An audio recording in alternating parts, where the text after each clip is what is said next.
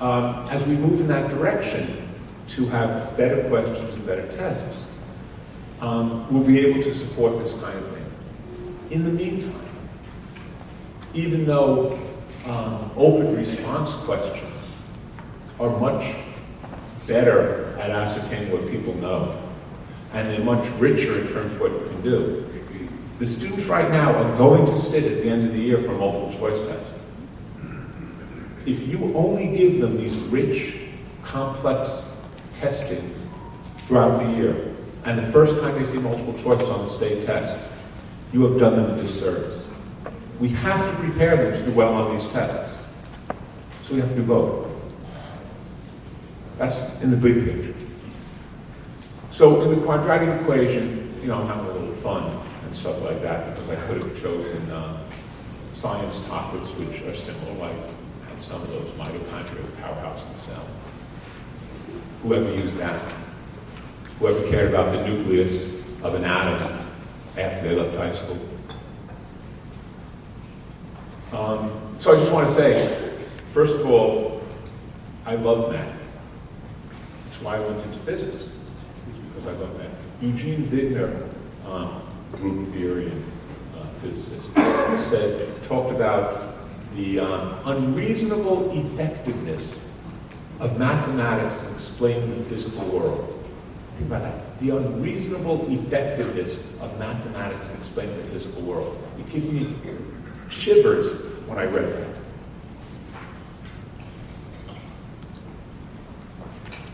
And so there's an aesthetic there that I like about physics and math, about science and math. It's a beautiful way of looking at the world. I was at a meeting a couple of weeks ago, and in the middle of this meeting where there's this big window, and somebody said, "Oh look, there's a rainbow." And I realized I had never been in a meeting. There were 100 people at the meeting, and I was the only science person at the entire meeting. Science or math, which is just unusual for me.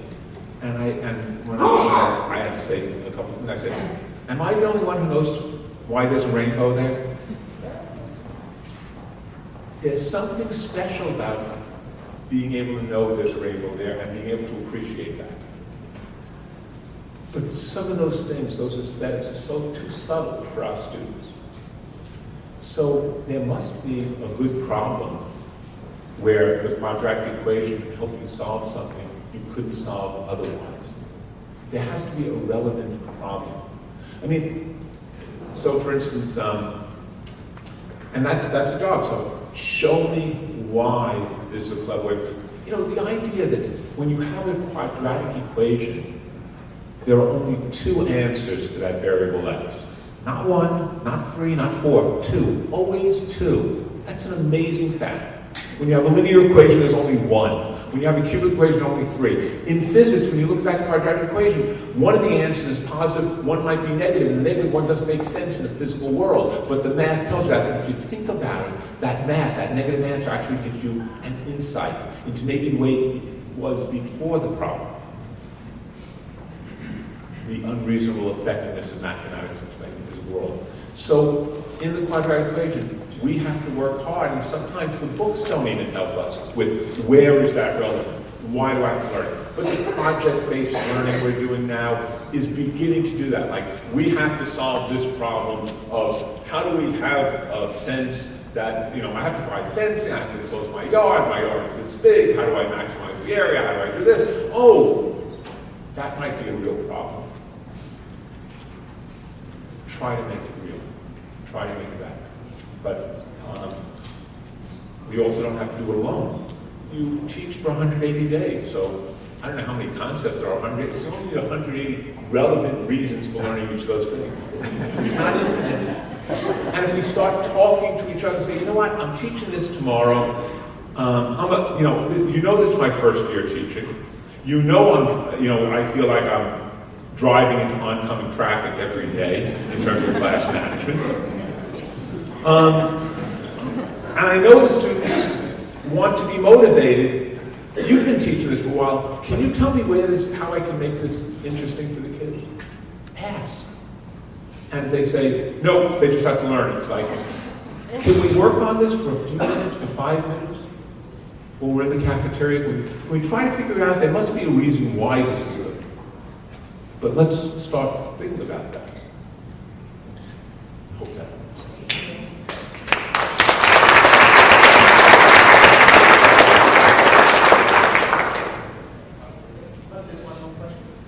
One more question?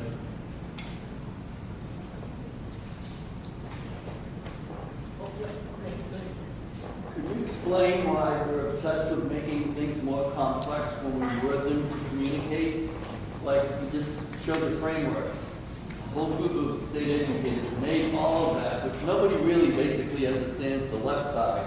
But your four statements, you said these 4 questions summarize all of this really complex wording that, other than a science person that's kind of on the committee, nobody really understands what they mean. Why are we obsessed?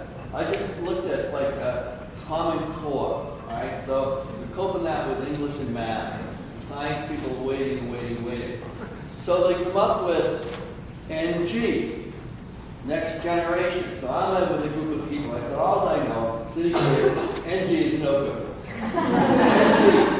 Why the hell would they not just say, we got Common Core science standards? And then if they change them, it's -1, -2, -3. Some common city lingo that people who are not vested in the discussion can say, oh yeah, I know what you're talking about. So your 4 statements can summarize for me, product of Boston Public Schools, say, okay, I can understand what you're talking about on the 4 simple questions, but all that gibberish that the state has just created for me, don't buy it. And next generation, I'm at least starting to discuss Common Core after, I'm going to be 70 this year. And I'm still struggling with how do we reconfigure all the gibberish we talk to each other without simple wording for kids and other people to understand. And so thank you for putting those 4 statements there. I can think about that on my birthday this year and say, finally, what does this mean? Why do I believe this? Thank you. So,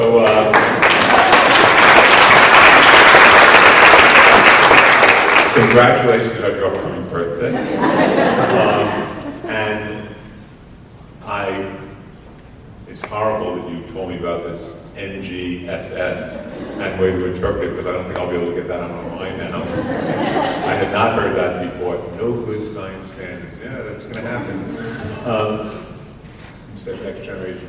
But the question, and I thank you for the remarks, that's wonderful that the four essential questions have helped you. Why do we make things more complex in science, in math, in these documents? Why do we make things more complex? Well, actually, because we don't think we are making it more complex. That Occam's razor, nature does things as simply as possible, or nature does not add things when they're not necessary. Occam's razor. Newton was one of Newton's rules of reasoning as well.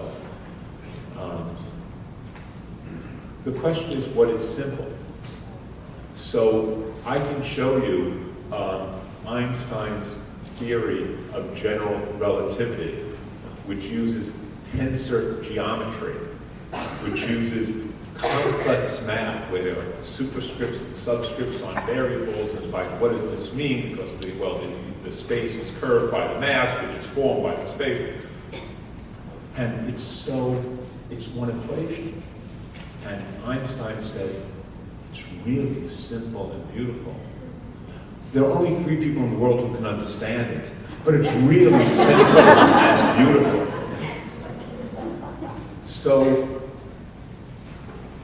that's part of the answer. I don't think people are trying to make it more complex. I think they think this is the way we have to say it for precision, to make sure we're not misunderstood.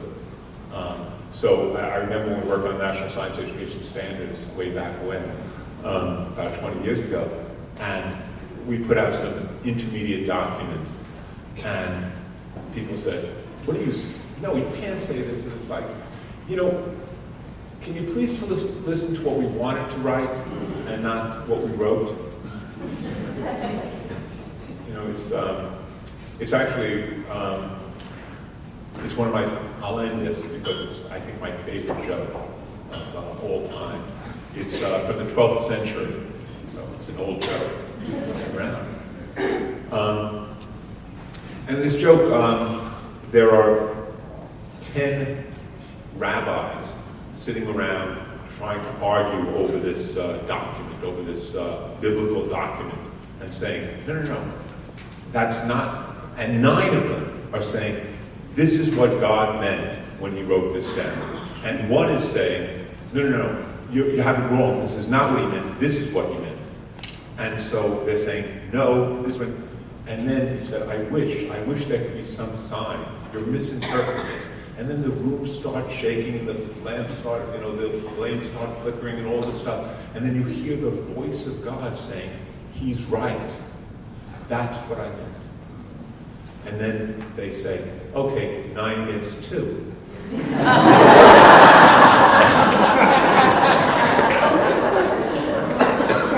How do you interpret that joke? It's because God had his or her chance, wrote it down, then it's up to us.